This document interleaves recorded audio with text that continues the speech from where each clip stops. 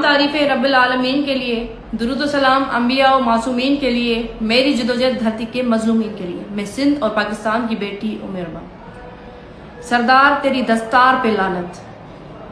आज मेरे वालिद साहब, दादा और चचा जान के कातिल 8 मुजरिम, 8 को अदालत की जानिब से बाइज्जत बरी कर दिया गया।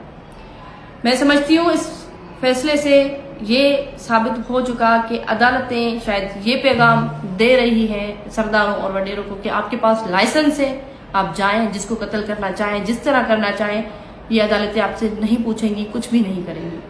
मगर मेरे हौसले अब भी बुलंद हैं। सरदारों की हसरत है, मुझे डराता हुआ जो है देखना चाहते हैं, रोता हुआ देखना चाहते हैं, मगर ये हसरत वो कब्र तक लेके जाएंगे। मेरे हौसले बुलंद हैं। मैं हुसैनी हूँ और हमें पता है कि ये निज़ाम, ये रियासती अदालत की तरफ से जो फैसला आया है, मैं इसको फैसले को चैलेंज करूंगी। मैं हाई कोर्ट जाऊंगी, इंशाल्लाह इंसाफ मेरा हक है वो मैं लेके रहूंगी। दूसरी बात, सरदारों की जानिब से ये एक जिद वाला फैसला, कई दिनों से ये इन्फॉर्मेशन मेरे पास आ रही थी कि सरदार चाहे जो जिद कर रहा है कि ये फैसला जो है हम लेके रहेंगे और सबको आज़ाद करवाएंगे।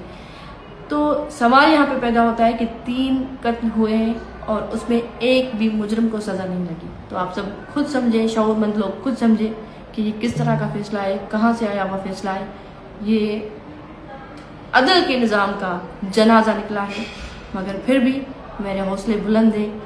उस दौर की करबला में भी काजी शुरैह, जिसको सुप्रीम कोर्ट की जगह पे माना जाता था, उसने भी ये फैसला किया था कि माज़ला हुसैन वाजिबुल कत्ल है। मगर आज भी हुसैन जिंदा है, यजीद का नामो निशान मिट चुका है। इंशाल्लाह हम सुरखरू होंगे। सबकी बेहद शुक्रगुजार हूँ। मैं खैरियत से घर पहुँच चुकी हूँ। इंशाल्लाह